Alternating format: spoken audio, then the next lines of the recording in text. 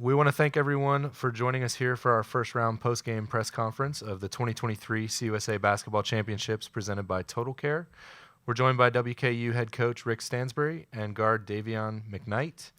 We will make sure attending media here in Frisco have the ability to ask their questions first, and then we will move to our Zoom audience for any additional questions you may have.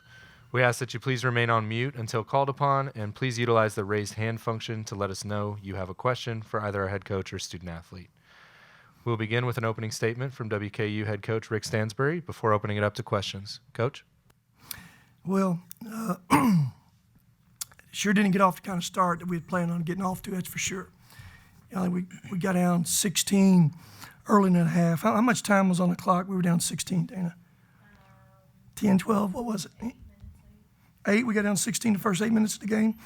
Anyway, whatever it was a bad start. And that kind of start that you want on the road against a really good defensive team. You know, that team don't allow a lot of points. But our guys didn't panic. You know, it's a long game at that point. There's still 30 minutes left. We kept packing away. And I thought the key was we got it back to a manageable number there, right there before half. I think we cut it to 6 or so at half. Then the first 4 minutes of the second half, you got to win it. And our guys came out and won it. I think we went up 1 or whatever in that little stretch. But, you know, a couple areas I thought we were really good at. We created some fouls early in that second half, pretty quick on them. Those 5 fouls probably came in the first 4 to 5, 6 minutes. And that allowed us to get into the bonus. And free throw line was huge for us. We make 20, shoot 30, and they make 4, shoot 10. Make 4, we make 20.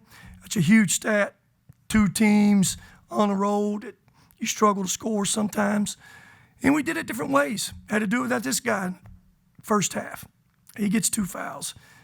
Second half, we played a long stretch without Jamar, 3 and 4 fouls. Then we lose Jarius, whatever amount of time was with him. So we did it a lot of different ways. Had different people come off the bench and add to, and that's what a team's about right there. And that was a great team effort. Proud for these guys. Thank you very much. We'll go ahead and open it up to questions in the room. Dana, give him water. Dayvion, as you're sitting there in the first half in foul trouble, as Coach said, they made that run, I think it was an 8-0 run that cut the 14 down to 6. What's the mood going into halftime, kind of knowing, first of all, for yourself, knowing you get to come back there in the second half? Second of all, the momentum you guys created in the first half. You know, just bring energy. Bring a lot of energy, you know, sitting on the bench the first half, having my guys go to war, you know. The thing I could have done is just brought energy and be smart. Just lead those guys like I did and the way they trust me, so keep doing what I was doing. Was the mood a little more upbeat considering the way you guys closed that first half? Yeah, I would say that we, like he said, we cut it from 16 to 6 at halftime. So we knew we was right there. We just had to get over that hump. And the second half, once we won that first 4, I felt like we was ready to play. How do you feel the team kind of gelled too with, Sharp getting in that foul trouble as well? I think we came together well. Him having his 4th foul early. All we can do is keep playing, stay together, and rebound without him.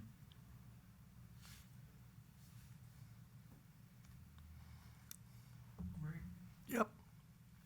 Well, first of all, what's any kind of initial thing with Jarius? Because I know looked like he was trying to come back in there and kept trying to work on the sideline.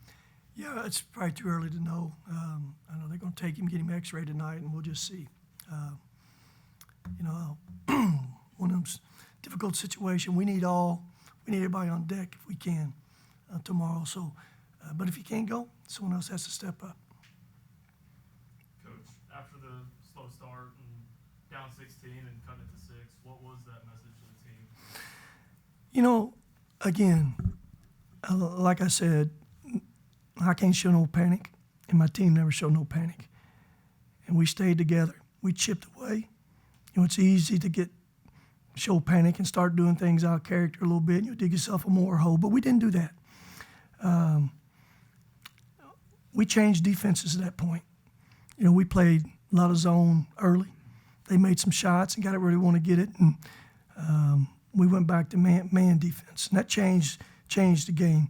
You know, the last time we played them, we probably played 30 minutes of zone, 35 minutes of zone.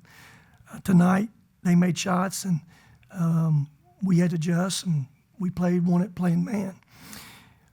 And again, we had different people do it. We got put 5 guys in double figures, had ball shared around, and I thought defensively, you know, we were really good in man. They beat us on some offensive boards, some. You know, when Jamar's out of game, you know, that's a different challenge. And when he's out, they just drove that ball down that lane and tried to post up every time. But for the most part, we held our own right there. And again, ability to get it to the free throw line. We knew he'd have fresh legs. I think he played 5 or 6 minutes first half, whatever it was. I think he ended up 26, so he didn't come out second half, so he played all 20 second half.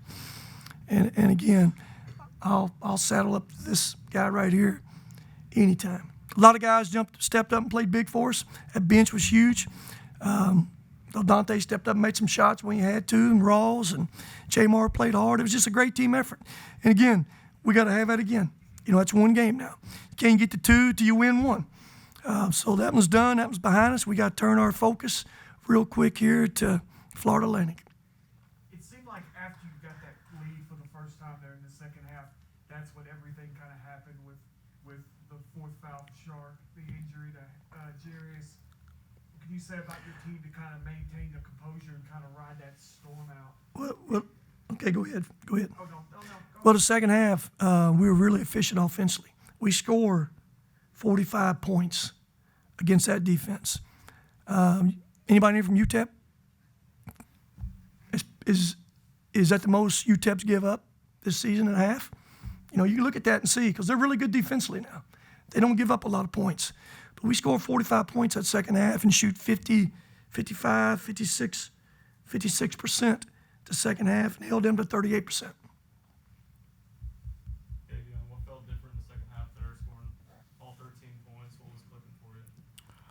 I just feel like I got in a rhythm. First half, I got those 2 fouls early, so you know I got to the went to the bench early. So second half, I felt like I was more opened up. You know, just playing my game.